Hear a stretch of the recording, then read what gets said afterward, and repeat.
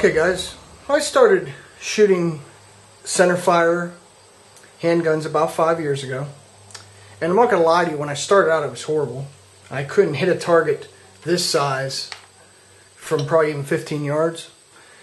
And I went on a long time of doing research and talking to other shooters and doing what I could to improve my shooting abilities. And I just wanted to share with you over the past 5 years, tips, tricks, techniques that I learned, and hopefully it will help out beginning shooters or even somebody that's intermediate. I'm not a great shooter, but I definitely have improved hugely over the past 5 years, so I just wanted to share some of those techniques and that with you. Now, the first thing that I did not know, that took a while until somebody explained it to me, is just how to aim a gun. Now you might think, oh well, that's a very simple thing to do. It's very easy to aim a gun at a target. And this gun is unloaded. I checked it right before the video. And you think, oh well, just place it on the target, level out the sights, and you're good to go. But that's actually not true. The trick to it is, and what you're supposed to do, the proper technique is you're supposed to focus on the front sight. I never knew that. I always focused on a target, and then the sight on the gun was always a little blurry. No matter what you focus on, you could, the target, the front sight or rear sight, the other items are going to be a little out of focus because you're focusing on a single one. What you want to focus on is this front sight, and you want to focus on that real sharp, and then your target and your rear sight should become blurry. Just a little bit, but they shouldn't be perfectly in focus.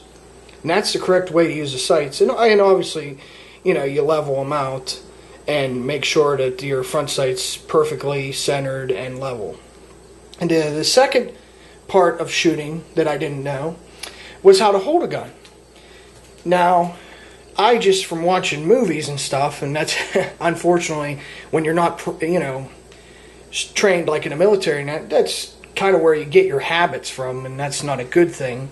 But I originally sat out holding like this. So I held tightly with this, with my right hand, and my left hand I basically put underneath to kind of rest it. And that's not the correct way to do it, because it's not helping you shoot. What you want to do is put your left hand or your non-shooting hand in front and kind of pull back, put pressure back to help with the recoil and also get back on target. And that also gives you a good support system that's steady. So you want to stretch your arms out, full length, and then you want to hold this about 40% of your strength and then about 60% of your strength with your other hand. But you see what I'm doing there?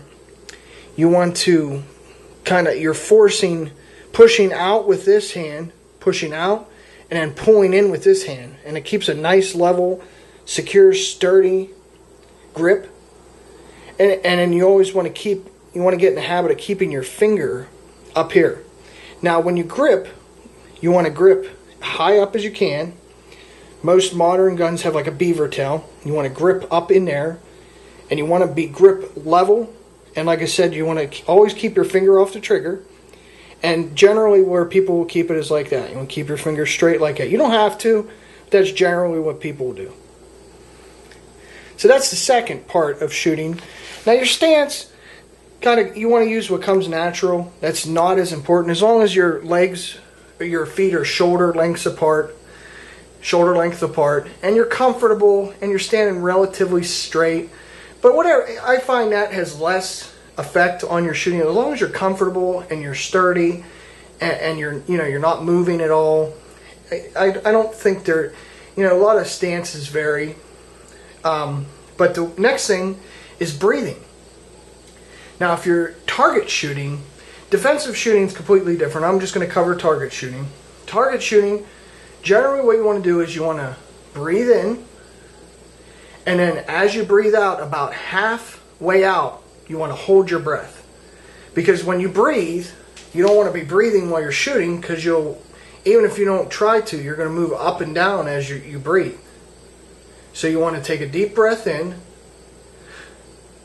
and then let it out half, and then hold it. And that will keep it very level and very secure without moving. The trick is, when you're shooting, is you want to get the best groups you can. And that's consistency. And any movement in the gun or your position as your body, your arms and that, is going to affect your grouping. The next part is the trigger pull. And that's really the final part and the most difficult part to get down. Now, the trigger pull, what you want to do is, and the best way to do this is dry firing. Now, these Beretta M9A1s, they do not recommend you dry fire with them. So you can get a snap cap, you can get a practice round to use that has like a spring-loaded where the primer would be. And they're generally like $20 or less. You can get them on the internet pretty cheap. But you want to do a lot of dry firing. That's where you really can get good at pulling a trigger. And some things you want to keep in mind when you pull your trigger is you want to pull it straight. You don't want to pull up on an angle or down on an angle, because that again will move the gun. You want to pull it at a consistent speed. Some people pull a little faster than others, but you want consistent pressure. And you don't want to squeeze. You don't want to do any quick jerking motions, anything like that. And you want to generally use this part of your finger, the softest part, to put on your trigger. And you want to, where the dry firing really helps, especially with a specific gun, is you want to learn. There's always a little bit, unless it's a really good competition gun, there's always a little slack in the trigger that you want to pull up. You want to get it right to the point where the trigger breaks. And then that's when you want to get ready to take your shot. You don't want to worry about that. Especially on a double action gun, there's always a good bit of trigger pull before it breaks. And where you can really find that out is just doing a lot of dry firing. And the one thing, and this isn't a huge help, but it did help a little bit, is this chart. And I'll put it up on my blog. It's not mine. I kept the original author on here, and you can go to their website, or like I said, just to make it easy, I'll put it in the blog. I got this a few years ago. I don't even know if it's still out there. The military uses this for training, and you could use them as a target. I don't. I just use them as a reference to the targets I have.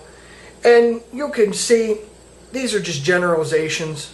I mean, it could be your gun, it could be your ammo causing a lot of these, but it will just tell you, say you're shooting high a lot, even though you're on target and you're consistently shooting high, and the chart will say, well, breaking wrist up. It's just kind of like a troubleshooting. But this chart I found, helps a little bit.